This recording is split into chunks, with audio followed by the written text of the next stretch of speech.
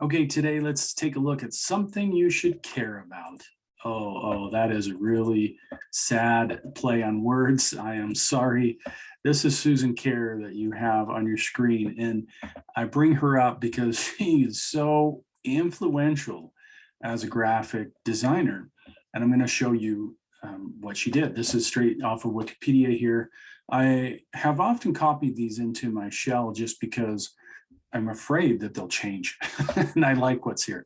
In any case, this is what she did right here. This was her Apple career. So she's got a friend, Andy Hertzfield. Here he is, Andy Hertzfield. And basically he's working over at Apple and he's like, hey, we're going to be doing this new thing. And this, I'm sure he can't really tell her much until, they really talk together and she joins the business. But basically we're creating an operating system. It's all going to be graphical. So you think about that at this point, that it's going to be graphical. Then how do you represent programs? How do you represent anything within the system? I want to set up a printer. How should we represent that, especially at this time, because printers they're not everywhere like they are now. So she actually created these two, the Chicago 24 point, Chicago 12 point. I mean, it's, the point is this size. But Chicago, which is hugely famous because that was what the interface used in Mac OS. And I have to say that on the Mac OS, when you looked at it, you could tell that there was a lot of thought put into the icons that were used at that time. And so actually, as a matter of fact, I'm going to pause this real quick and pull up a few that I can show you. Bam, your screen just changed. Look at that. All right, I just did a search for early Mac icons, and of course, come up with a ton of them. So anything that you see here, she created. And there was always this really clean style. And again, I think that Steve Jobs gets overcredited sometimes. Obviously, he was the one that had to approve these things, but I don't think Susan cares. I don't think she cared. No, I don't think Susan cares had to do much tweaking, like maybe there wasn't something he liked. So here's what they look like. Again, very clean, very expressive. I think that's quite a feat when you start to look at how do we get the point across and how do we get it across quickly as to what this is going to be. I mean, even this one, this is a real weird thing here, right? You got a suitcase and you got an A on it.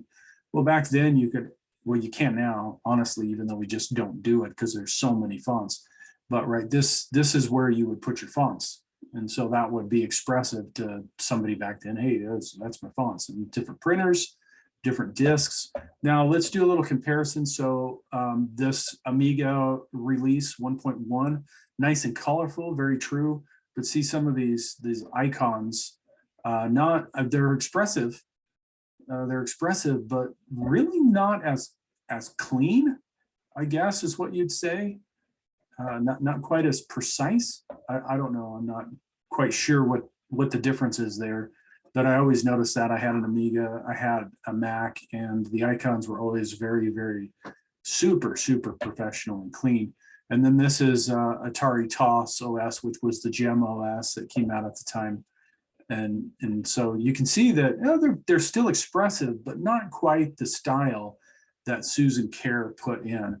And she really pioneered that whole interface. And she was not a computer person.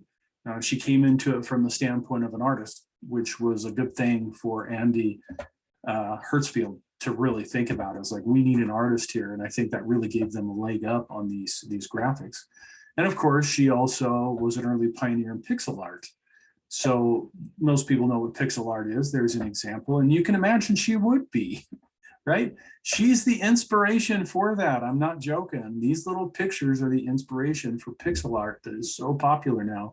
And in my feeling is very beautiful. I love pixel art. So anyway, that was Susan Kerr. That's what she did. She joined Atari. She joined the Mac team way back in the 80s when they're founding. Here's the first Mac computer that's going to come out and make the chime. The 1983 to 1984, this is what she designed. All of it's her. and to me, very influential because, you really used a Mac back in the day if you wanted to have something look nice and print it out nice. And that was very much her. And of course, she left Apple and she joined Next. So she went with Steve Jobs. I'm sure he was like, hey, you're the one that made this look so good. So come on over. And if we pull up Next here, we'll see that influence. This is probably not going to pull up exactly the right thing, is it? Next OS icons. There we go. This is a good one. This would be right around that time. That doesn't really show us. I guess we got a couple of icons on there. Very expressive. Anyway, that's Susan Kare, who she was and how she influenced technology for us for the better.